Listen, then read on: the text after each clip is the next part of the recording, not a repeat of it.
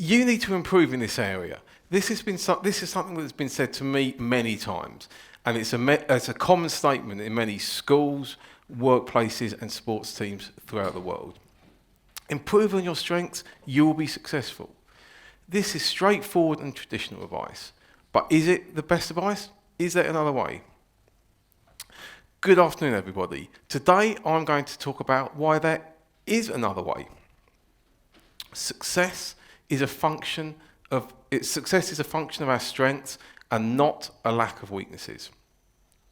Before I go on, there is an important point to note. Success will mean different things to different people, and how you define success will vary. That is a topic for another day and another speaker. For today, I'm discussing success in a more traditional manner in terms of high performance. Success is a function of our strengths and not a lack of weakness. A person who has both strengths and weakness will always be far more successful than the person who is average at everything. Let's look at some examples. Steve Jobs, the founder of Apple, who later went on to serve as the company's CEO. Steve Jobs had a lot of weaknesses. He was arrogant by his own admission. He had limited technical capability, according to his co-founder Steve Wozniak, and he was a university dropout. But on the other side, he was a visionary entrepreneur, he was a visionary leader, and he was a marketing genius. If you put all that together, you have one of the most successful business people of all time and somebody who had a profound impact on the world. Lionel Messi. Many would say Lionel Messi is the greatest footballer of his generation. Indeed, some would call him the GOAT, the greatest of all time. As a football player, he had many weaknesses. By professional football standards, he's not good at heading the ball, he's not good at tackling, and he doesn't have a great work rate. But again, he has some massive strengths. He has a fantastic goal-scoring ability and record. He's an excellent passer of the ball, and he's brilliant creative player and dribbling.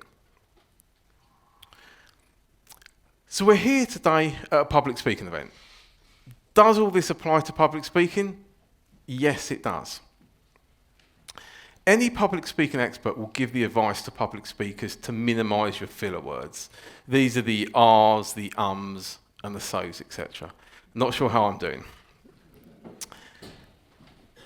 The general rule of thumb is that you should have no more than one filler word a minute. The second most viewed TED Talk of all time on YouTube is Amy Cuddy's TED Talk. Now, this talk had one massive weakness. The massive weakness being it was littered with filler words. In the first minute alone, it had 14 filler words.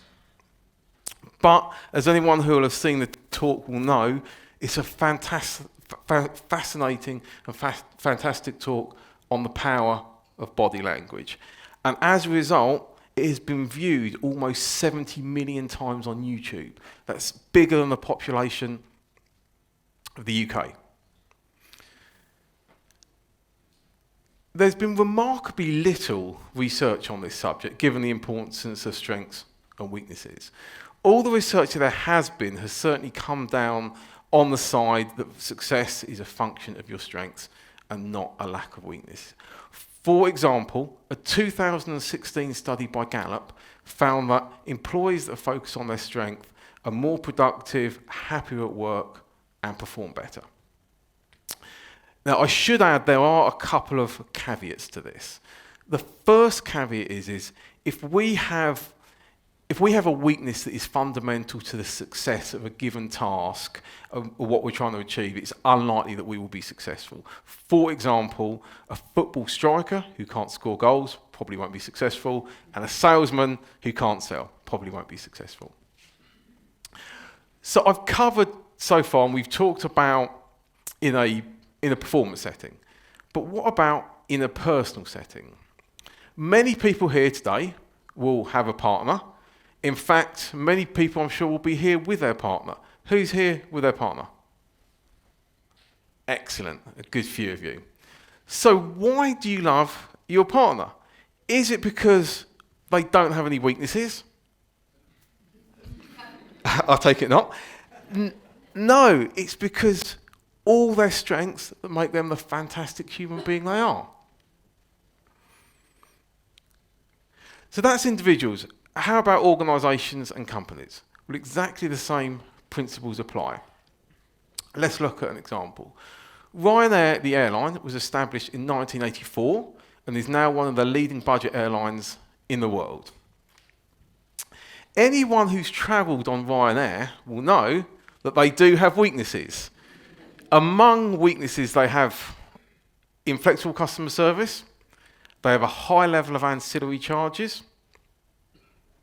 and they don't service many major airports. For example, here in London, they don't serve Heathrow.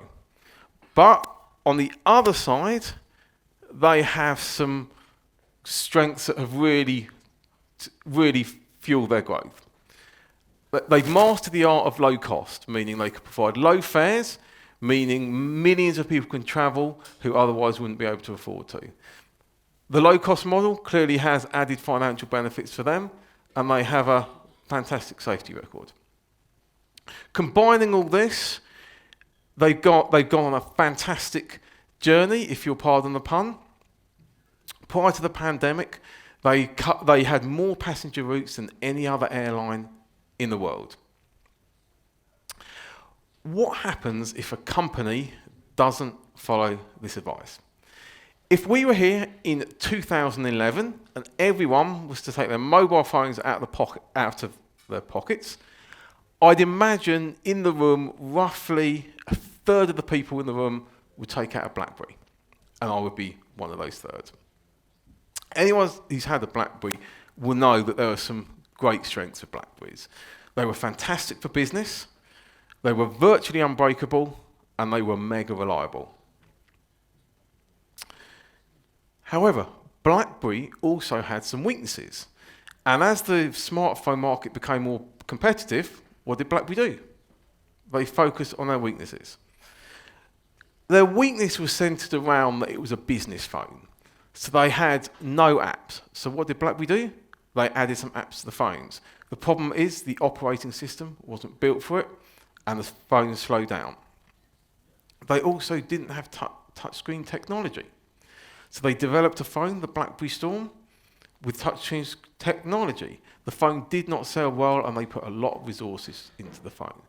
One of the biggest problems with a phone was that it didn't have Wi-Fi capability in one of the largest mobile phone markets in North America.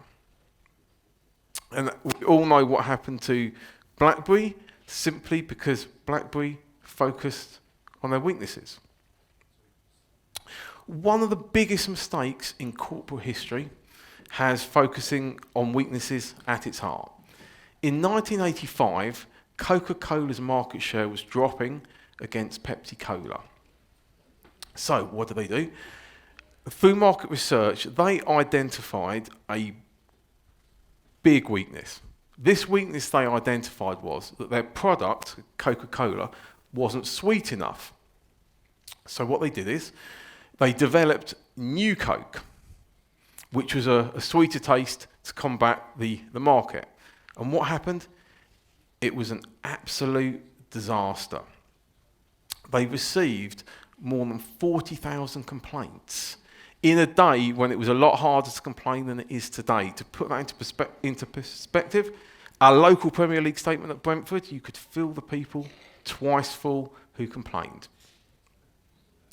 New Coke lasted 79 days, barely longer than Liz Truss as Prime Minister.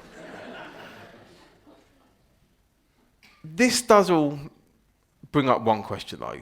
Is it a case of strengths or weaknesses? Can't we just focus on both? Well, we all have limited time and limited priorities, and it is important that we really are focusing on key areas and priorities. To quote Jim Collins, the management guru who wrote Good to Great, if you have more than one priority, you have no priorities at all.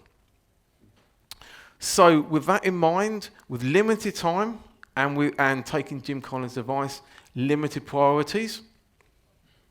It's really, really important we all focus on our strengths. If we don't, we risk going the way of BlackBerry.